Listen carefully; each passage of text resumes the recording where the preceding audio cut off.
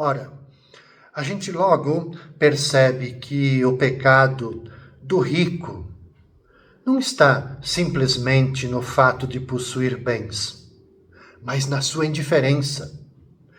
Ele enxerga a própria mesa, cheia de comida, fartura, mas não vê o homem à sua porta, ser humano que está aí. Ele organiza festas, mas ignora a dor que grita do lado de fora. A riqueza, nesse caso, não se torna instrumento de partilha, e sim um grande muro de separação. Olá, um bom dia, meus caros irmãos, queridas irmãs, devotos, devotas de Santo Antônio. Paz e bem, uma feliz, uma abençoada quinta-feira para você e para sua família. Hoje, 5 de março. Nesse nosso itinerário quaresmal da segunda semana da quaresma, rezaremos hoje, meditaremos hoje com o Evangelho de Lucas, capítulo 16, versículos de 19 até 31.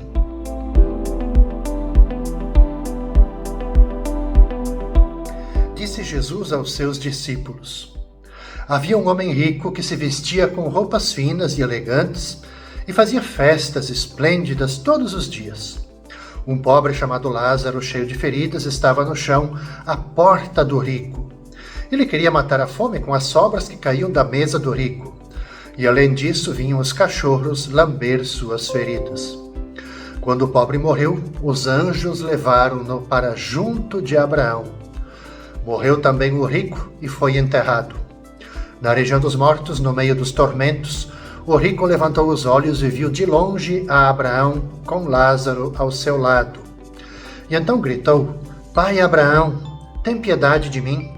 Manda Lázaro molhar a ponta do dedo para me refrescar a língua, porque sofro muito nestas chamas. Mas Abraão respondeu: Filho, lembra-te que tu recebestes teus bens durante a vida, e Lázaro, por sua vez, os males. Agora, porém, ele encontra aqui consolo e tu és atormentado. E além disso, há um grande abismo entre nós. Por mais que alguém desejasse, não poderia passar daqui para junto de vós, e nem os daí poderiam atravessar até nós. O rico insistiu: Pai, eu te suplico, manda Lázaro à casa do meu pai, porque eu tenho 5 irmãos, manda preveni-los, para que não venham também eles para este lugar de tormento. Mas Abraão respondeu: eles têm Moisés e os profetas, que os escutem. O rico insistiu: não, pai Abraão, mas se um dos mortos for até eles, certamente vão se converter. Mas Abraão lhe disse: se não escutam a Moisés nem aos profetas, eles não acreditarão, mesmo que alguém ressuscite dos mortos. Veja, caros irmãos e irmãs, ao contar a história do rico e de Lázaro, Jesus ele não descreve apenas 2 pessoas, mas revela aqui 2 modos de viver, 2 posturas. De um lado, um homem cercado de luxo, vestido de púrpura, banqueteando-se todos os dias, e do outro lado, um pobre coberto de feridas que está estendido à porta, desejando as migalhas que caíam da mesa. Ora, a gente logo percebe que o pecado do rico não está simplesmente no fato de possuir bens, mas na sua indiferença. Ele enxerga a própria mesa, cheia de comida, fartura, mas não vê o homem à sua porta, ser humano que está aí. Ele organiza festas, mas ignora a dor que grita do lado de fora.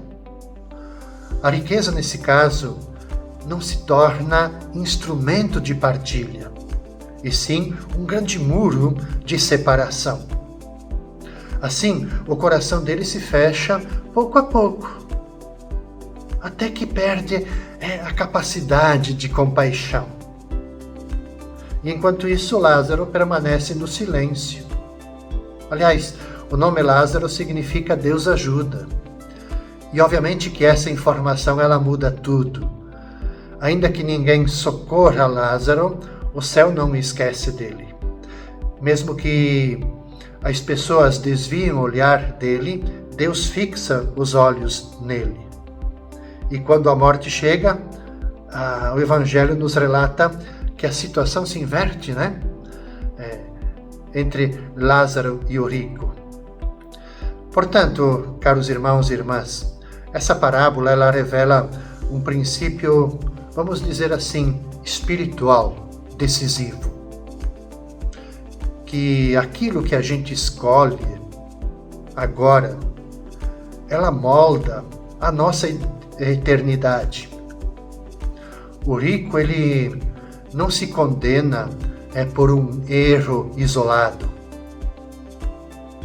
no sentido de não ver o Lázaro, esse fato de não ver Lázaro, mas ele se condena por uma vida inteira sem amor concreto. Esse é o ponto. Ele não pratica a violência, não comete crime aparente, porém ele vive como se Lázaro não existisse.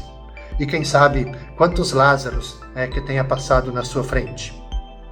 Então, essa omissão constrói um abismo que depois ninguém consegue atravessar.